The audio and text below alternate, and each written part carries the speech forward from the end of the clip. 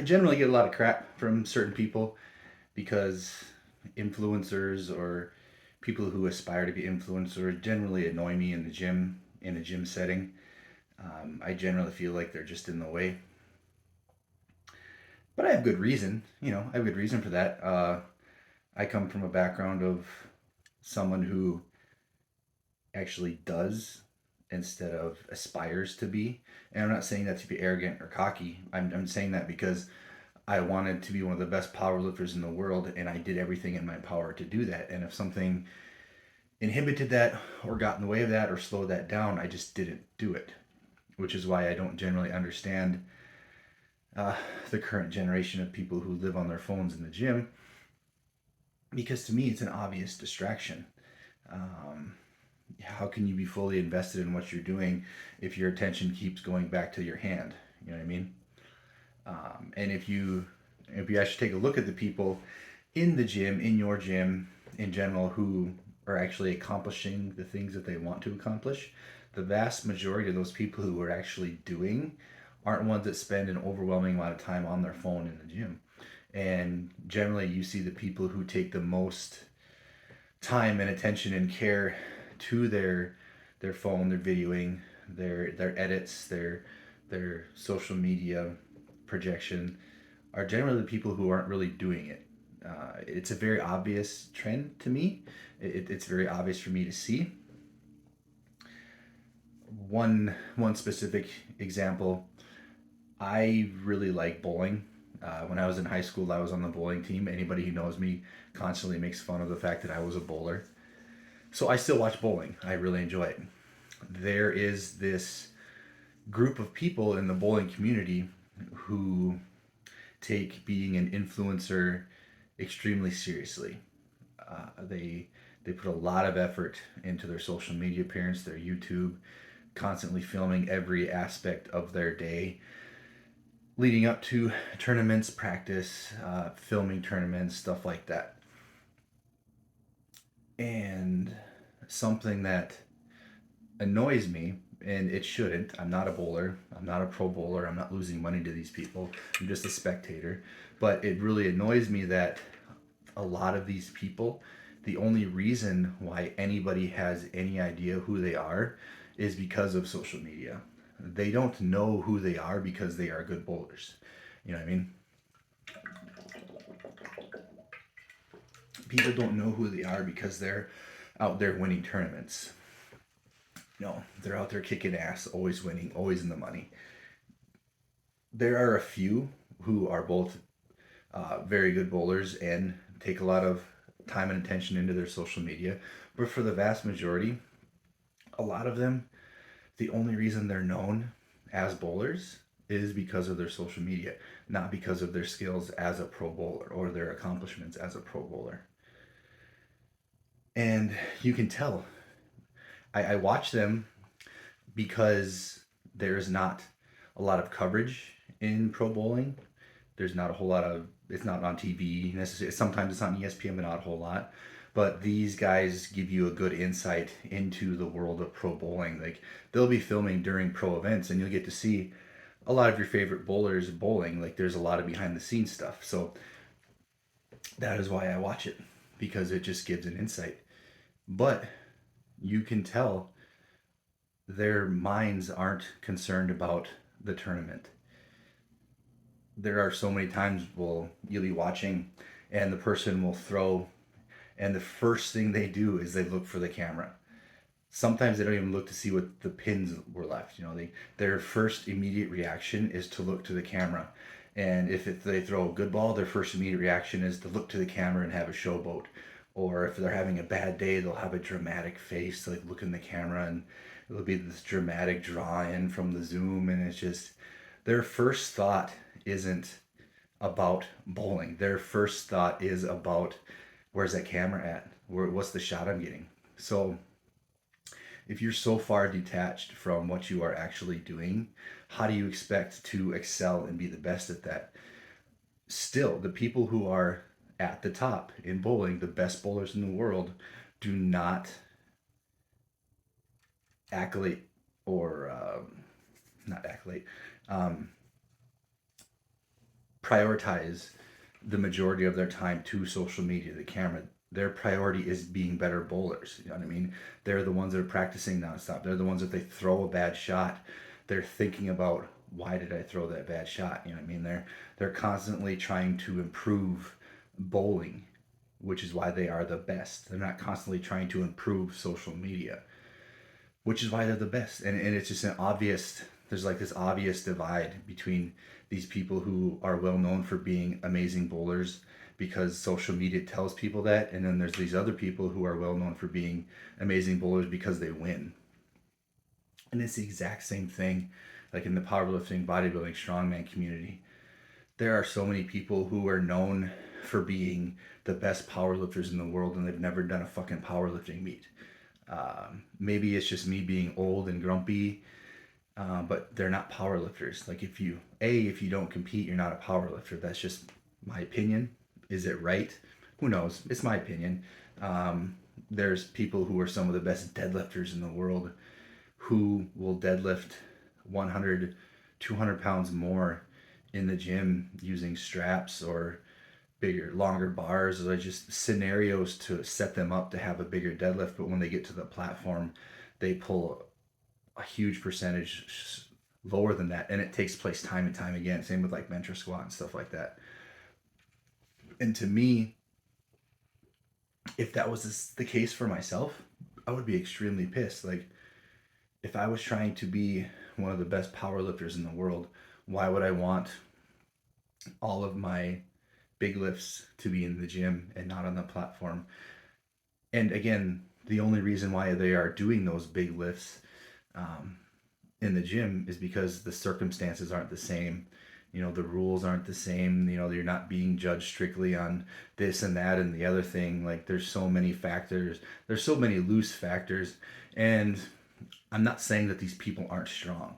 Like, obviously, if you deadlift 900, 1,000 pounds, you're fucking strong. Like, I'm not debating that at all.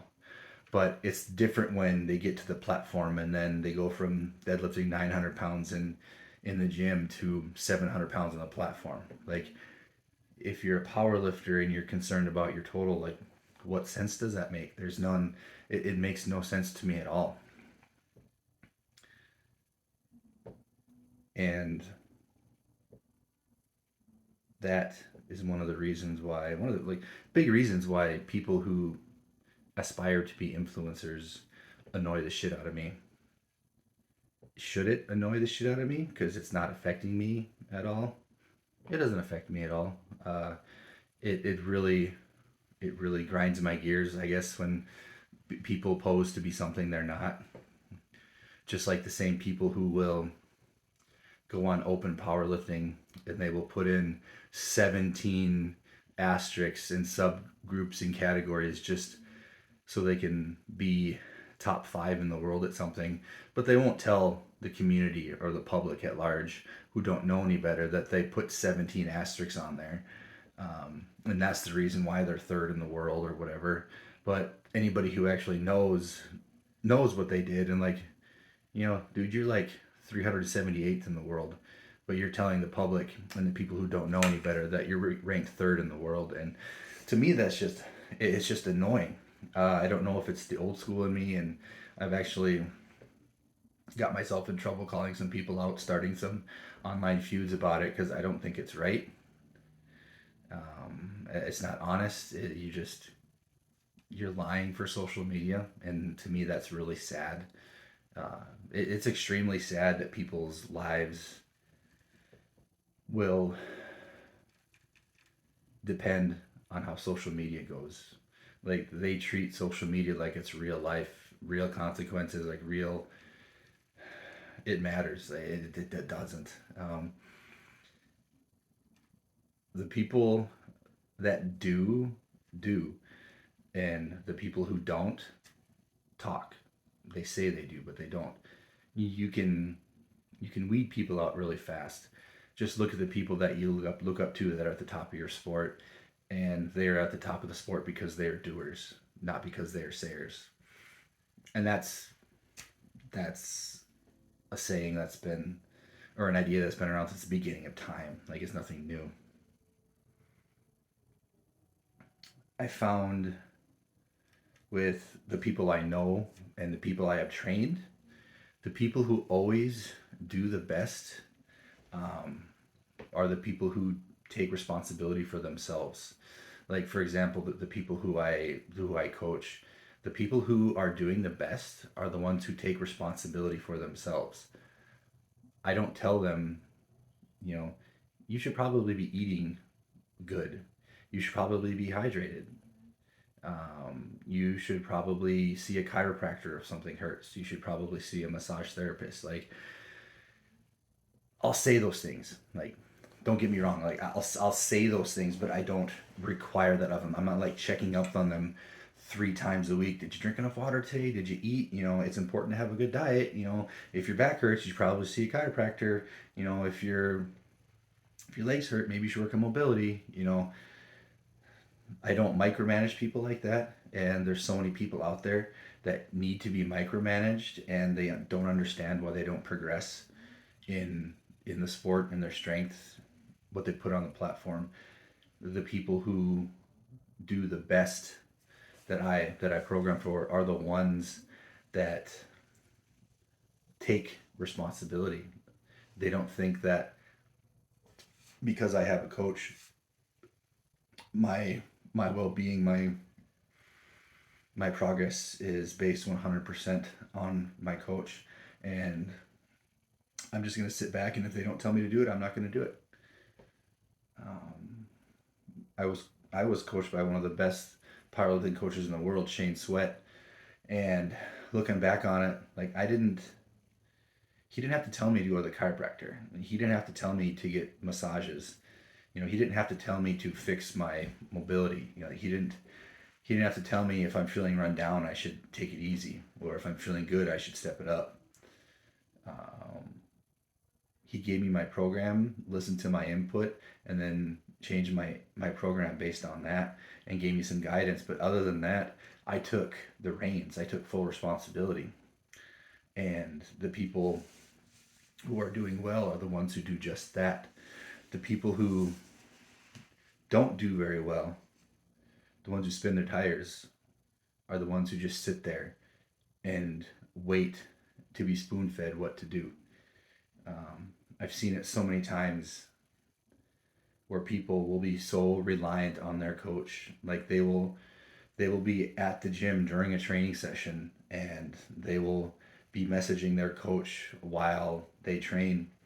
And if the coach doesn't get back to them, they just don't do anything. Like they literally just fucking sit there and do nothing for an hour because their coach did not get back to them. The fuck sense does that make? I mean, you honestly don't think that making the decision, okay, I'm waiting for my coach to tell me if I should go up or not because it felt horrible. Why don't you just take some responsibility and understand that felt bad? I probably shouldn't go up. And if they tell me to go up after I told them it felt horrible, they're fucking wrong. You know what I mean? So why don't you take the initiative and just move right on to your accessories and hit your accessories like a beast? You know what I mean? Like just own your accessories. That's where you get strong anyways. Your accessories is where you get strong. The main lift is where you polish your blade, you polish your technique, you polish that sword. You know what I mean? With the accessories, that's where you get stronger. That's where you reinforce your blade. That's the most important part is your accessories. And it baffles my mind how someone will think that sitting for an hour and doing nothing and pouting about the fact that their coach has not got back to them. The fact that they think that is okay boggles my mind. Like, you honestly think that that's better than going and doing anything? Like, you could do anything for that hour while you sat there and it would be better. Like, you could go get on the treadmill while you're waiting for them, or get in a belt squat, or like just do anything. Like, you know what I mean? That is better than doing nothing. Like, if you have like 3 training sessions during the week where you waste 3 hours, that's 3 hours wasted. I mean, doing anything in that time period, working your mobility, core work, like anything would be better than that. And then the part that really pisses me off and then when it comes meet time and the person does bad, it's the coach's fault. It's the coach's fault because I didn't do very well because they never got back to me. Well, how about you show a little fucking initiative and take responsibility for your own life? You know what I mean? It's not the coach's responsibility. The coach is just like a GPS. They're trying to give you the best route possible to get you to your destination. But it's your job to make the journey. You know what I mean? It's your job to do the work and do the travel. You know what I mean? And if that coach is not there for that little leg of the journey, or they give you what you feel like is some bad advice or some bad destination, you have to take the fucking initiative to realize this isn't their meat. This isn't their these aren't their goals. I mean, these are my goals. It's my meet, and on meet day, I'm the only one on the platform. Nobody can help me. Everything is on me. So why don't I take some responsibility and let it be on me? Because at the end of the day, you really can't blame your coach if you had a shitty meet, unless there's always um, examples to where the coach was horrible dog shit, and they led that person down the wrong path, and the person didn't know any better. But that's not necessarily the norm. Um, there's not a whole lot of instances where that happens in regards to how many good coaches there are out there. Somebody I train, Kevin, he will not miss a day. To him, missing a day is sacrilegious, and it's the same way I was when I was pursuing powerlifting at a higher level. There was a quote that I heard on an old powerlifting video, and then someone had said, for every day that you miss, that takes you one day longer to get you where you want to go. And I always treated it like that. I felt like if I missed a day, missed a set, if I was supposed to do 4 sets and I did three, or if I was supposed to train 3 days or 4 days and I trained one or two, I felt like that now I was in debt. You know, I feel like I had set my training back, and it's it's really important to have that mindset. You know what I mean? And Kevin has that mindset. He thinks that if he misses a day of training, that's gonna set him back. So he will do anything he can not to miss that day of training. And is this necessarily accurate? No, it's not.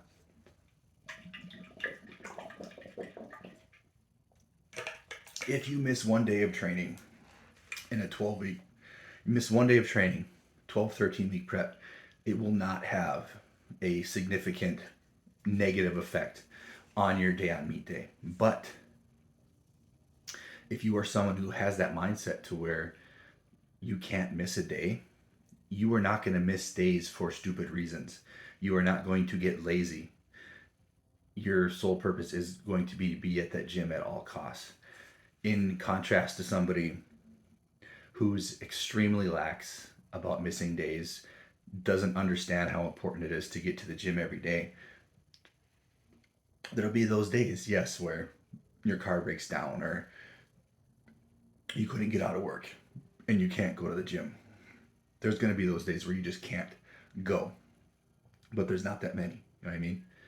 So that's, if you got to miss that, you got to miss that. So both mindsets, people are going to miss those days. But then there's also the days where I'm just not feeling it, or oh, there's a movie I want to go see, or there's a party going on, or my family's in town, and you know then that turns into missing one day, and then that turns into missing 2 days, and then by the time you get to the meat of your 12, 13-week prep, you've missed 7, 8, 9, 10 days. That's significant. And just by having the mindset that these days are valuable means that you're not going to miss unnecessary days. Do you understand what I'm saying? Like, if you have that extremist mentality, is it necessary? Like, no, it's not. You can miss a day in a training peak cycle and be fine. But you also aren't going to miss stupid days. You know what I mean? Does that make sense to you? Like, if you have such a lax opinion about the importance of training days, you're going to miss not only the missable days, like, that are understandable, but you're also going to miss the days that you should have been at the fucking gym. Like, if you had an ounce of discipline, you would have been there. So just having that mindset that I can't miss a day at the gym, that is going to take you to the top. That's going to take you to your goals. and family in town. That made me think of something. And I also don't understand um, if you are someone who says that you are super dedicated to powerlifting or bodybuilding or sports or whatever. If you say that you are someone who is super dedicated, like that is your life, that's your goal, that's your ambition, you know what? Your family's going to know that too. Um, there's never been a time when my family has come to town or when I went to visit family that I missed a training day. Like when my in-laws come to town, they know my training days. They know our training days. They know the times we train, and they understand that if they come in on a Friday, we train at 5:30, and we're not done until about 8. So that's fine. Like they'll sit at our house, watch TV, hang out with Freya, and then when we get home at 8, it's family time. And the next day, we train on Saturday mornings. They know that we train from this time to this time on Saturday mornings. So they know when our training days are, and there is no pressure. It's all complete understanding. They know that when they come into town, if they come into town during a training time, I'm not going to break from that schedule to see my family, because my family understands that it's extremely important to me. And if we're going to see family, I don't think about what I'm going to wear. I don't think about a pack. I don't think the first thing I think about is what gym I going to train at. Where can I go? That's the first thing. That's the first thing I get mapped out. Um, where can I go that's going to give me the best training session? And I feel like that's necessary if you are someone who is you know what I mean?